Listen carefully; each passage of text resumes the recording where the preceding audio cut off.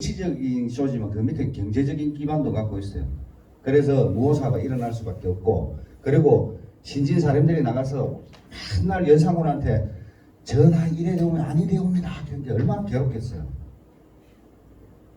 괴롭겠죠.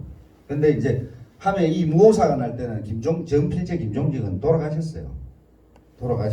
돌아가셔가 있는데 이 김일손, 이 타경 김일손 자기 제자가 사초에 조의제문을 올려놨는 게 스승이었습니다. 그래 여기 김해김씨 사면파 계신다 했죠. 사면파. 이 김일손, 이 타경 김일손이가 사면파입니다. 사면파. 그래서 김해김씨는 사면파가 제일 대접을 잘 받습니다. 내가도.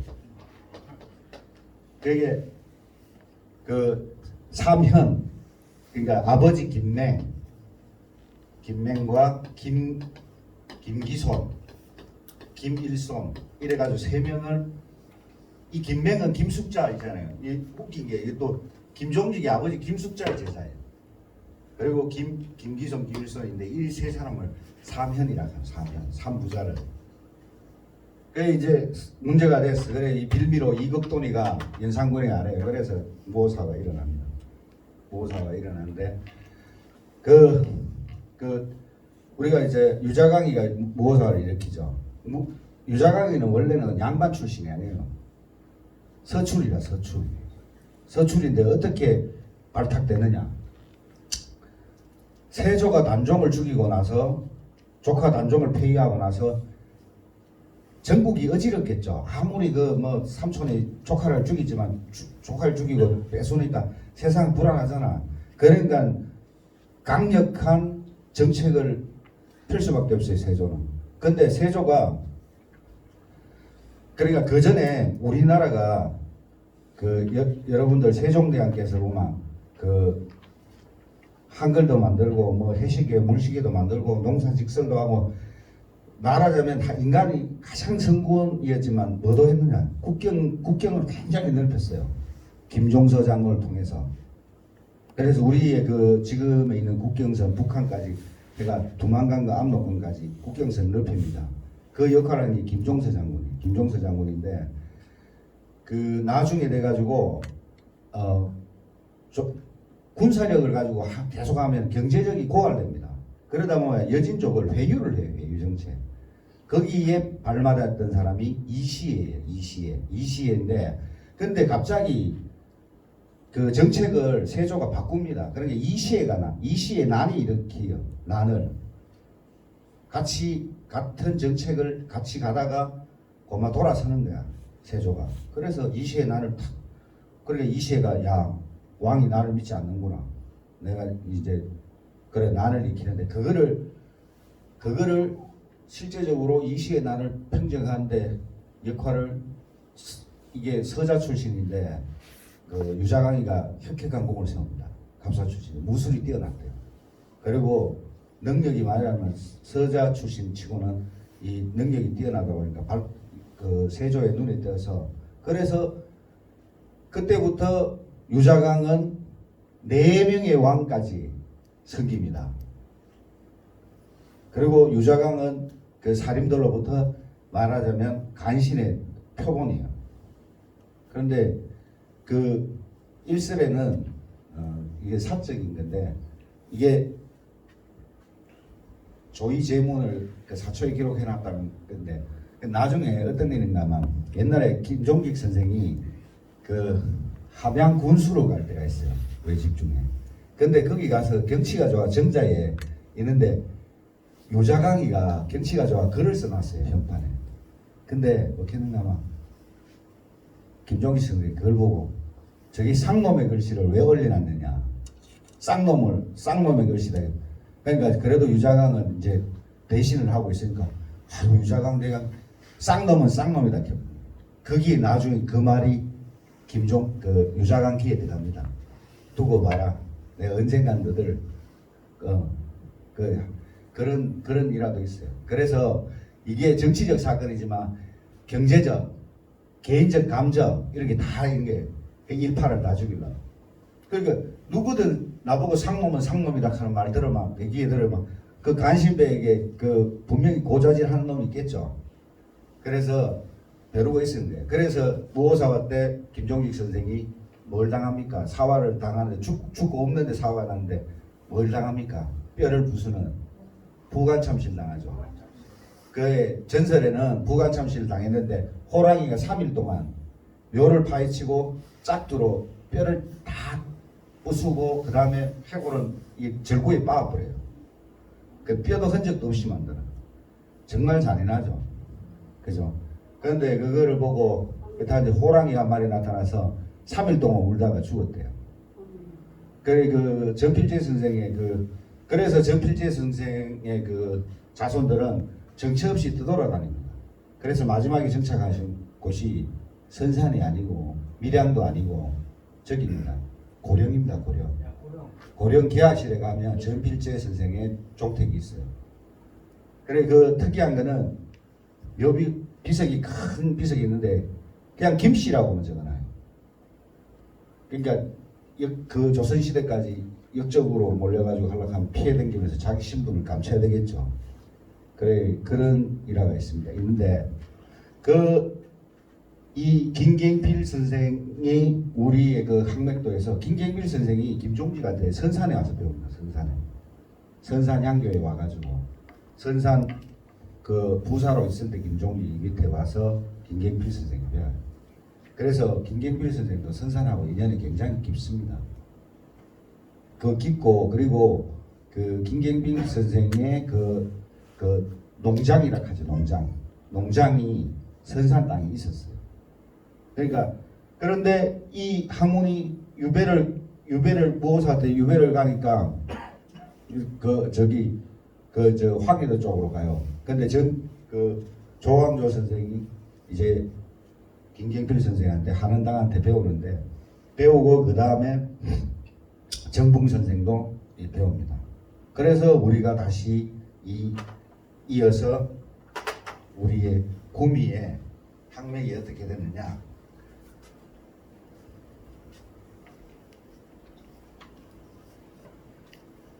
이제 돌아오면서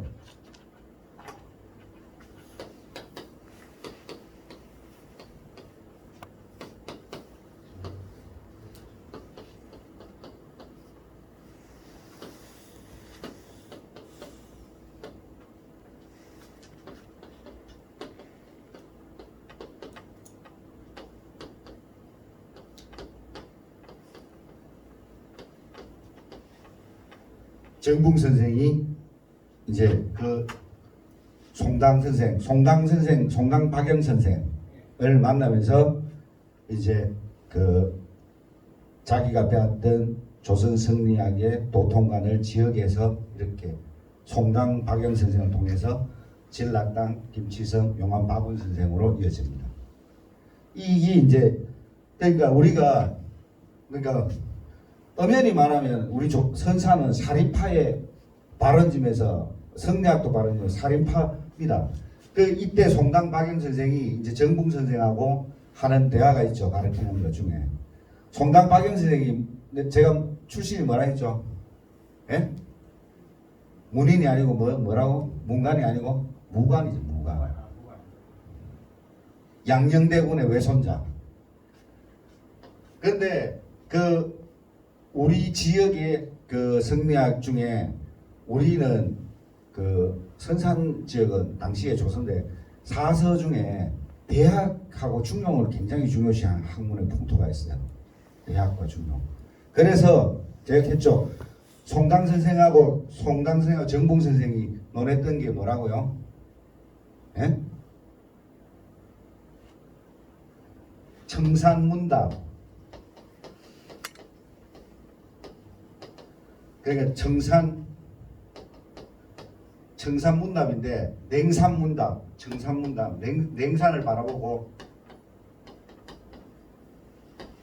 그러니까 정봉 선생이 박영 선생 보고 이제 저 무관 때려치우고 이제 공부를 좀 하려 합니다. 좀 가르쳐 주십시오. 함께 냉산 그 해평 냉산 있죠.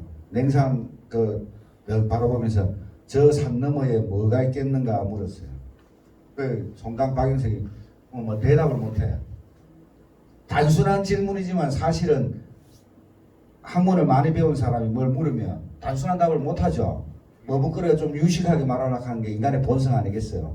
그런데 그래 이제 뭐 자네 아직까지 공부가 미흡하구나 하면서 그래가 또 있다가 또 와서 몇 달 뒤 다시 집 나가지고 또 물으니까 저 산 너머에 또 뭐가 있겠는가 하니까 산 너머에 산이 있지요 이래 대답을. 그래서 그 대화를 안 했다. 청산문답, 냉산문답이라 합니다. 이거를 다 통과해서 청산대학이라 해요. 청산대학. 대학. 청산대학. 자, 청산을 보고 대학을 논했다 해서 청산대학입니다. 그래서 우리는 지역사회가 대학과 조선시대 때 대학과 중용을 중요시하는 학문 풍토가 형성됩니다. 그래, 이런 게 있고, 이제 한 번쯤 역사적인 스토리고, 이게 그건데, 한번 살펴봅시다. 여기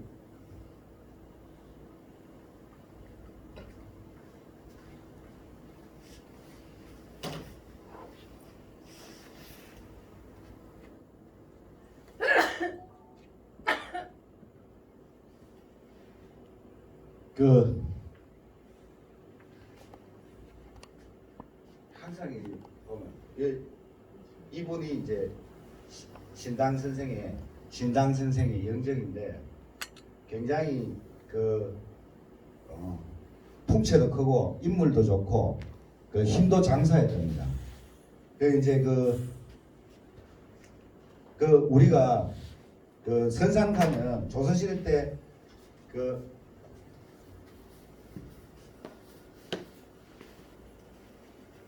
조선시대에 청백리 있죠. 청백리 4명이 있습니다. 자, 길재.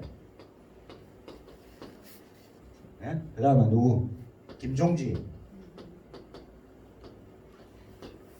그 다음에 또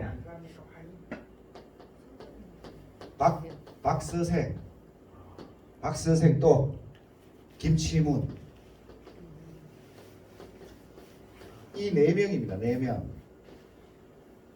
청백리의 기록으로 되는 거는. 그런데 신당 정봉 선생은 기록에는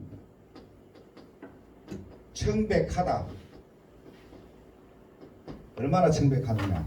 청백하다로만 돼요. 청백리는 안 됐는데 청백하다라 돼요. 청백하다. 자기 친구가 영의정이라 청송부사를 하는데 꿀과 잣을 보내라는 거야. 청송에는 꿀과 잣이 유명한데 꿀과 잣을 보내라 이렇게 하니까 신상 선생이 굉장히 자기 어렵고 자기 먹고 살 것도 없는데 벼슬이가 남의 것을 뺏어야 뭐 어디 보낼 거 아닙니까? 그것도 친구면서 영의정인데 요새 같으면 뭐 수단 방법 안 그래서 꿀 잣 얼마 하겠어 하면서 하겠죠. 보내라 하니까 어떤 말 하느냐. 잣은 높은 산 봉우리에 있고 꿀은 백성의 집에 있는데 내가 백성의 집에 있는 거 뺏어야지 내가 보낼 거 아닙니까? 그리고 산꼭대기에 잣을 따는데도 백성을 시키가면 백성의 노력을 빼앗는 노동력 착취 아닙니까? 그죠? 그래 보니까 자기 친구가 성희안이가 하하 자네 예전가 청백하구나. 내가 참 부끄럽네 얘기를 하고 있는데 극할 정도. 요새 같으면 전부 아부 아침 못해가지고 한장하는 나라 그죠? 공무원 사회 가면요 너무 올곧으면 출세를 못해요. 너무 강직하면. 그래서 조선시대 똑같아요. 지금도 똑같고 아무리 똑똑하고 능력이 있어도 너무 올곧고 청렴하면 깨끗한 물에 고기 못 산다고 역사를 보면 그래요. 항상 맨날 저는 순환을 당해. 그때는 지금이나 아부와 아첨을 잘해야 돼요. 그리고 비율을 잘 맞춰야 성공해. 그런데 신당 선생 같은 경우도 굉장히 아첨과 아부하고 거리가 먼 사람이라요. 어떤 일이 있는가 하면 유자광이가 모사를 일으키는데 엄청난 권력을 쥐고 있어요. 왕을 능가하는 능력. 그런데 유자광 집에 대마 새해 대마 인사를 안 하면 문전선 씨를 유자광한테 인사를 하려고 하는 거야. 근데 인사를 못 가면 편지라도 보내야 돼. 그런데 신당 선생이나 사립판을 봤을 때 간신배 저런 놈한테 인사를 봐야 내가 가지. 그런데 유자강 그 신당 선생이 외가 쪽으로 유자강하고 어떤 인척 관계가 돼요. 그 인사는 안 할 수 없으니까 종한테 편지를 보내는데, 그러니까 조선 팔도에서 한가닥 한닥 하는 힘 좀 쓴다 한 놈들 종들이 편지 들고 그 집에 가면 새해가 됐는데 아무리 종이라도 후하게 대접하겠죠. 먹을 거 막 고기하고 막 그 조선 팔도에 엄청난 부를 그 지고 있으니까 그걸 해줍니다. 인사 오는 사람들 인사 오는 데 있고, 종들은 그러면 저 집은 이대감지 뭐 최참반 때 뭐 종들이 쭉 가가 한상 받아보면서 이야기하겠죠. 우리 영감은 어디 산다, 우리 뭐 대감님은 어디 있다 하면 정보가 다 노설져요. 그런 거를 이련의 방지하게서 종을 꽁꽁 묶어가 편지를 보냅니다. 몸을 꽁꽁 묶어가 거 가서, 그러니까 몸을 꽁꽁 묶어야 편지만 전달하고 빨리 쫓아올 거야 집으로. 거기서 있다가 그냥 밥 얻어 먹다가 우리 대감은 어떻다 저떻다 소리가 나오면 거기 곧 유자강 간신배의 집인데, 정보 말하자면 정보 탐지하는 첩보원이 다 그 소리를 다 듣단 말이에요. 정치에 이용한단 말이에요. 그런 걸 미연에 방지할 정도로 그렇게 합니다. 그리고 그러니까 워낙 청백나라 쌀이 떨어졌는데 먹을 게 없으니까 자기 부인이 유자강한테 가서 쌀을 얻어옵니다. 그러니까 쌀이 없던 쌀이 딱 나타나니까 어디서 났소? 이렇게 유자강 대감한테 가서 빌려왔습니다. 그렇게 당장 남의 쌀을 빌려가지고 다시 보냅니다. 다음 내가 저런 간신배의 쌀을 아무리 친인척이지만 내가 먹을 수 없다. 그런데 그 이런 분이 출세하겠어요? 출세 못하죠. 선비답게 산다는 게 참 어렵습니다. 국위영화를 누린 사람은 나라도 팔아먹고 남을 죽여서까지 남을 무너뜨리고까지 벼슬길에 나가고 합니다. 조선 역사도. 선비로 산다는 게 참 어려워요. 그리고 거리 높으면 그 사람이란 욕구가 그냥 많은 것을 갖고 싶고 하지만은 정말 옛날 어른들 선비들이 옳은 선비들 보면 참 그 학문은 높으되 삶은 엄청 공공해요. 그죠? 그렇다고 뭐 출세길에 나가서 옳은 일 하다가 뭐 상소 올리다가 기양 가고 안 그러면 그 전부 다 가족끼리 멸문지화를 입고 참 어렵습니다. 지금 같았으면 다 뭐 그 바른 소리 하면 그때나 지금이나 바른 소리 하거나 바른 걸 하면은 그 참 어려운 세상이에요. 그리고 딱 한 가지는 인간은요, 아부와 아첨을 절대 진리인데 내 깨달은 거는 역사책으로 아부와 아첨을 절대 싫어하는 사람 없어요.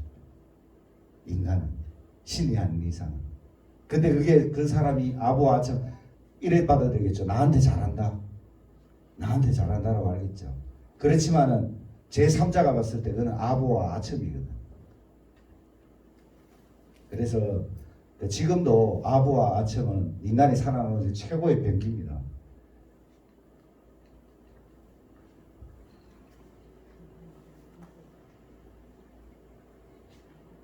자, 제가 캤던 이 조선의 도통관입니다. 야흥길제, 강호김수자, 전필제, 김종직, 하늘강, 김경필, 정암, 조광조인데 여기에서 이거는 이제 우리가 그 전통사고 우리 지역에서는 여기서 김경필 다음으로 누가 있다? 정붕 선생이 있다.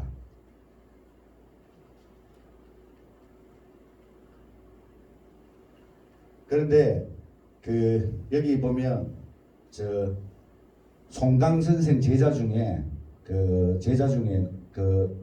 송당 박영 선생의 제자 중에 뭐 진락당 김지성이나 용암 바부 선생은 뭐 고제자 수준이 아주 높고 그 밑에 제자 중에 그 노수함이라고 있습니다. 송암 노수함 누구라고? 노수함이 누구라고 했어요? 누구라고? 그렇지, 장영광 선생의 자영. 그래가 독동인데 자영이 그 여인을 데리고 가서 키웠다 했죠. 가르치고. 그때 만난 사람이 자영이 키우는데 그 신당 선생 둘째 아들하고 노수함 선생하고 아주 친했어요. 그래가지고 자주 이 집에 와서 노수함 노수함 선생 집에 있으면 한데 이때 여언을 봅니다.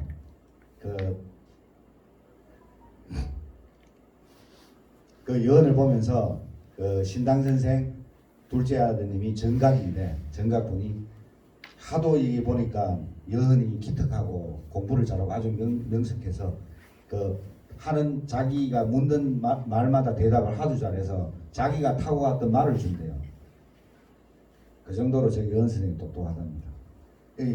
이 엘리트들끼리는 다 통하는 거예요. 그때나 지금이나. 그 정붕 선생의 그 아버지는 그 선산에서 태어나가지고 함창 현감, 함창이 어딥니까? 상주 함창이죠. 상주 현감을 지내서 현감을 지냈는데 정철견이에요. 정철견. 그래서 이제 제가 이 숙부가 정석견이라 작은 아버지가 이제 벼슬을 하다가 큰 집에 와서 형님한테 본게 조카가 아주 똑똑해요. 그래가 야는 촌에 놔뒀다가는 안 되겠어. 그래서 서울대 한양을 들고 가고 공부시켜야 돼. 지금 말하자면 그 형님 조카 야를 잘 키우면 우리 집안에 큰 제목이 나올 것 같습니다. 제가 데리고 서울로 데리고 가서 공부시키겠습니다. 이거 함께 그래 이제 따라가는 거예요.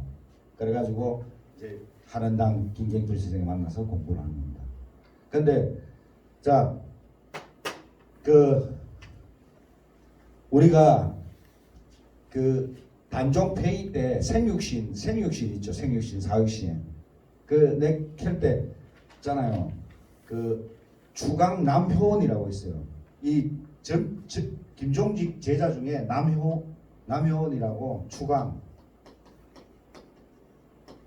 이것도 저입한데 이 사람은 당대에 생육신에 안 들어갑니다. 그러면 단종 폐위할 때 생육신 아니라도 이 이후에 그 성종 때인데 성종 때 그 사람이 불구하고 이 양반은 안 들어갔지만 추강 남효는 생육신에 들어가요. 워낙 이 생육신에 대한 그를 육신전을 지었기 때문에 생육신에 대한 사육신에 대한 기록을 지은 사람이 바로 추강 남효원이에요. 그래서 실제 거기에 들어가진 않지만 추강 남효원을 생육신에 넣어줍니다. 하도 저리가 있어. 이 사람도 학문이 높고 하지만 이 저리가 있어서 절대 안 나갑니다. 그러니까 자기의 슬픔과 그거를 전국을 유람하면서 시를 짓고 그래서 합니다. 근데 이 남효원을 이제 신당 선생이 만나서 같이 술을 먹고 공부를 하다 도중에 이런 훌륭한 선배를 만나니까 등한시해 공부를. 근데 작은아버지가 탁 듣고 이놈 자식 너 공부 안 하면 내가 형님 고생해가 저쪽에 선산에서까지 들고 왔는데 공부를 안 하면 되겠는가 이래가 다시 공부를 시킵니다. 그래가지고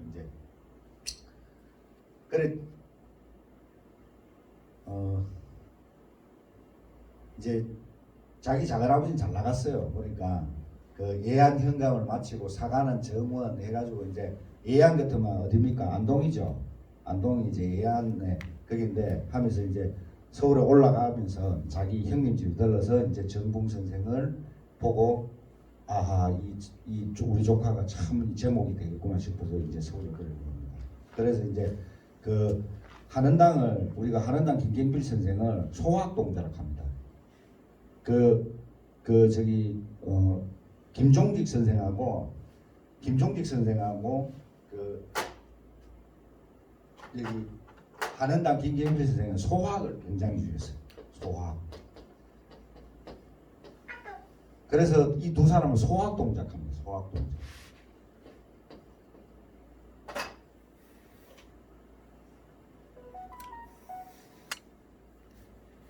그래 이제 올라가가지고 공부를 하고 열심히 공부해가지고 정붕 선생이 이제 과거에 급제를 합니다. 과거에 급제를 하고 또 누구를 생기냐? 사람은 사람을 잘 사귀어요. 친구가 이순신 장군이 그냥 하다가 백이종군회가 계급장 다 떼이고 다시 죄수로 잡혀가지고 한 달 고문받죠. 사람을 잘 살아났듯이 안 그러면 역적으로 죽을 건데 이 정붕 선생도 사람을 친구를 잘 사귀어요. 친구가 성의 아래 나간 친구를 잘 사귀입니다. 사람은 친구를 잘 사귀어요. 친구를 잘 사귀어요. 자기 위기가 와도 그 친구는 그렇지 않아. 뭐 나쁜 일을 했더라도 그렇게 했더라도 그 이유가 있을 거야. 그렇게 이야기해 준 친구를 사귈 줄 알아요. 그때나 지금. 그런데 그 바른 말을 잘하면 왕이 싫어하죠. 대신들이 싫어하죠. 계획 정치해야 된다. 이거 해야 됩니다. 저거 해야 된다. 귀에 딱 깔아앉고 막 계산하면 막 아유 저는 보기도 싫어. 막 이게 안 되겠어요. 그렇지만 신하로서는 전하 이래야 됩니다. 저래야 된다. 뭐 하니까 다 싫은 거라 저는 맨날 먹고 놀고 싶은데 여자나 끼고.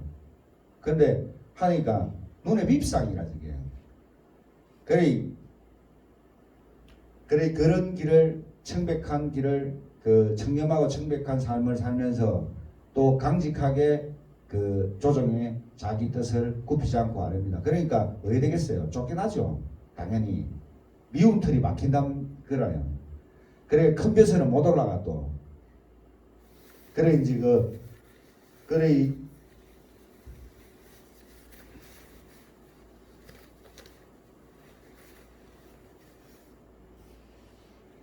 이제 그때 올라가서 공부를 하다가 남효원 이야기 했죠. 남효원을 만나서 이 추강 남효원이 그러니까 정붕 선생에게 자 절개와 절이는 높이 살만하지만 추강 남효원이 섬기는 이제 자기 삼촌이 그래 이야기합니다.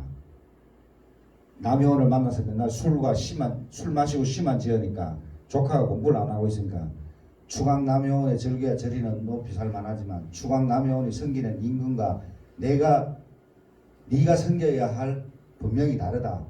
그래서 너는 가는 길이 엄연히 다르기 때문에 뼈 아픈 충고를 듣고 이제 그때부터 공부를 하는 거예요.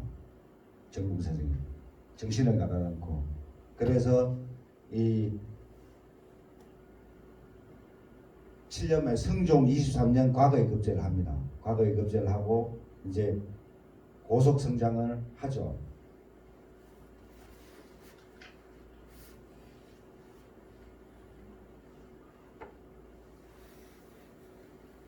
연산군이 자기가 집권하자마자 뭐부터 했는 줄 압니까? 자기 아버지가 키우던 사슴부터 죽입니다. 사슴부터 활로 쏴 죽여요. 그러니까 아버지가 싫어했는 거죠. 아버지가 최고 아끼던 성종이 아끼던 사슴을 활로 쏴 죽여요. 그걸 봤을 때 신하들이 어떻게 생각했어요? 눈치 빠른 사람은 피바람이 몰아오겠다. 저 성격 파탄자, 말하면 이제 연산군이 성격 파탄자예요. 사실은 어머니가 폐비되고 친모가 아무리 그랬다 하지만 일종의 성격 파탄자 기질을 갖고 있는 성종이 맨날 그 성종은 사실은 세종 다음으로 공부를 많이 한 왕입니다. 공부를 많이 하고 그래서 성종을 보면 성종대왕이었기. 그만큼 이 호학군주 조선시대 호학군주가 세종대왕, 성종, 그 다음에 정조 이 사람들은 학문을 좋아하는 왕이었어요. 공부하지 마라 해도 왕인데도 불구하고 왕 하는데 공부도 하기 싫겠죠. 신하들만 그만큼 이제 했는데 연산군에게 맨날 공부하라 하고 하기 싫은 말인가 자기 아버지 돌아가시고 자기가 집권을 했어. 저기를 해가지고 첫 번째 한 일이 자기 아버지가 아끼고 키우던 사슴을 활로 쏴 죽이니까. 그러면 불효입니까 아닙니까? 불효죠. 아버지가 아끼던 사슴을 죽였으니까. 그걸 보면서 신하들이 예지력이 있는 사람들이 하면 큰 난리가 나겠다. 그래 예감을 했습니다. 그래 그 예감을 한 사람이 가장 빠르게 한 사람이 이 예지력을 갖고 있는 신당 정붕 선생. 그래서 항상 사실은 이 무오사와 갑자사와 기묘사화 때까지 신당 정붕 선생이 살인파의 중심 속에 있었어요. 살아남은 이유가 뭔지 압니까? 예? 아무리 나쁜 놈이 이 사람을 죽이려고 이 사람이 너무나 청명결백해. 그럼 죽일 수 있어요? 없어요? 예? 밥 정도도 해결할 줄도 모르는 관리가 밥도 겨우 먹는 관리를 어떻게 빌미를 만들지 않으면 그 정도로 자기를 지켜준 게 청명결백합니다. 그만큼 청명결백이 된 사람 조금이라도 부정했다면 그 사화의 빌미를 잡아서 죽었을 겁니다. 그러니까 항상 몸과 마음을 근신하고 그랬습니다. 그리고 연산군이 성균관을 이제 신당 정무생이 또 엄청난 예지력이 있다고 이야기했죠. 근데 신당 선생이 꿈을 한 날 턱 꿨어. 근데 공자님 위패가 절로 옮겨지는 거야. 절로 꿈에서. 그래서 뚝 했는데 친구들 보고 이야기했어요. 다음날 내가 이제 자기 그 같이 벼슬 자요. 야, 내 진짜 그 어제 꿈을 꿨는데 공자님 위패가 절로 옮기다 할게. 아니나 다를까 며칠 있다가 연산군이 성균관을 폐하락합니다. 성균관. 성균관이 뭡니까? 성균관에 대성된 공자를 모신 곳이죠. 공자 위패가 절로 옮겨집니다. 왜? 그만큼 젊은 선비들이 싫었다는 거예요. 그리고 연산군은 먹고 놀기만을 좋아하는, 그래가 철폐하라 명령인데 그 정도로. 그리고 또 정붕 선생이 얼마나 했냐면 자기 친한 친구 중에 그 관리좀 강혼과 심순문이라고 하는 사람이 있었어요. 그런데 같이 놀다 보니까 야들이 첩을 들고 살아. 첩을 들고 있었어. 근데 가야금도 잘 튕기고 이뻤어. 시도 잘 짓고. 그런데 딱 봤을 때 친구들한테 얘들아 다시는 얘들을 데리고 놀지 마라. 관계를 끊어라. 충고를 합니다. 그런데 아니나 다를까 친구 강호는 정붕 선생의 이야기를 듣고 충고를 듣고 여자를 버려요. 애첩을 버려. 근데 신문수는 에이 뭐 네 말이 맞을까 싶어 계속 이쁜 여자를 데리고 계속 놀고 가야금 튕기고 시짓다가 아까 전에 묵혔어요. 전국의 미인들을 끌어모으는 흥청에 걸려드는 거야 여자가. 그러니까 갔을 때 이 연산군에게 술을 따르다가 어떻게 되겠어요? 네가 만난 선비들 어떤 선비가 있느냐 묻지 않겠어요? 괘씸죄에 걸리는 거야. 내가 감히 내가 나한테 술 따라주는 이 여자가 내 신하하고 놀았다 하니 기분 나쁘잖아. 신문순이 죽습니다. 차명을 당합니다.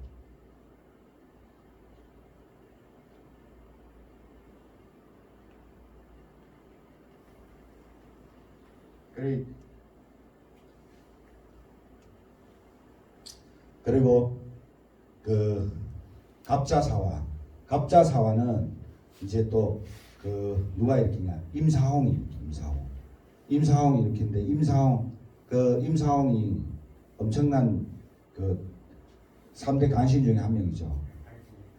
임사홍도 갑자사화를 일으킵니다. 갑자사화에서 또 많은 선비들을 죽입니다. 그 과정에 이제 그 임사홍하고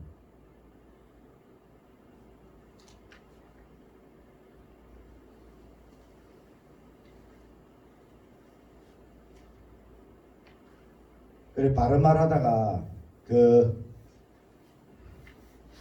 여기에 임사홍이 그 일으키는 게 갑자사화를 일으키는 게 배경이 이제 발칵 뒤집어지는 게 연산군이 그때 패비윤씨 자기 모친 이야기를 임사홍이 자기 연산군의 외할머니로부터 듣고 와서 이제 피바람이 몰아칩니다.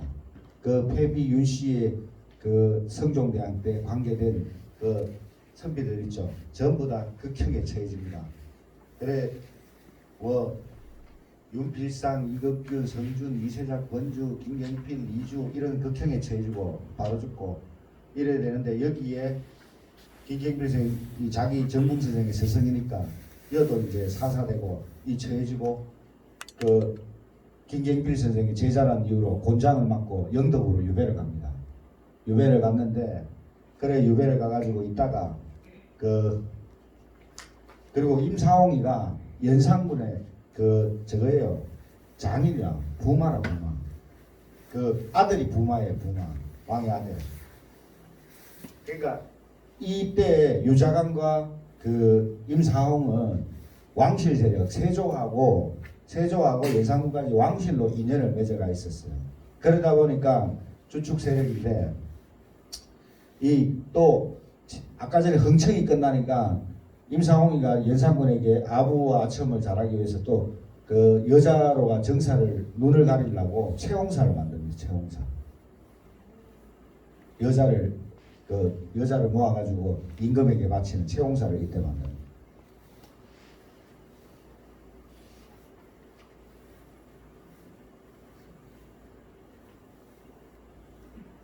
그래가 이제 그 정붕 선생이 유배 갈 때 정봉 선생이 아까 전에 김경필 선생이 갑자사회가 사사되니까 너는 김경필의 제자니까 유배를 가잖아요, 그죠? 유배를 가는데 그때 유자강이가 독약을 줍니다. 유자강이가 이게 꼭 필요할 거냐? 너들은 이제 끝났다. 죽어라. 그러니까 그 가는데 그 독약을 안 먹고 그 정봉 선생이 그대로 갖고 있습니다. 근데 나중에 유자강이가 기묘 중종 반정이 일어나가지고 유자강도 그 끝납니다. 임상이고 그때 중종 반정이 일어나서 엎었죠. 연산군을 권자에서 끌어내는 게 중종 반정인데 거기에 주축 세력이 그 박원종하고 성리안입니다. 자기 제일 친한 친구 성리안. 그러면서 싸그리 내치는데 유자강이가 귀향을 가요. 자기가 받았던 유자강한테 받은 독약을 다시 줍니다. 꼭 필요할 때 가져가라. 유배 생활하라고 하는데 그래서 끝납니다. 절대 권력은 절대적으로 부패하고 절대적으로 무너지게 되어 있어요. 그것이 끝까지 갈 수 없어요. 우리나라 한번 보십시오. 우리나라 대통령들 말로가 좋았던 사람 누가 있어요? 하나도 없죠. 죽거나 뭐 감옥 가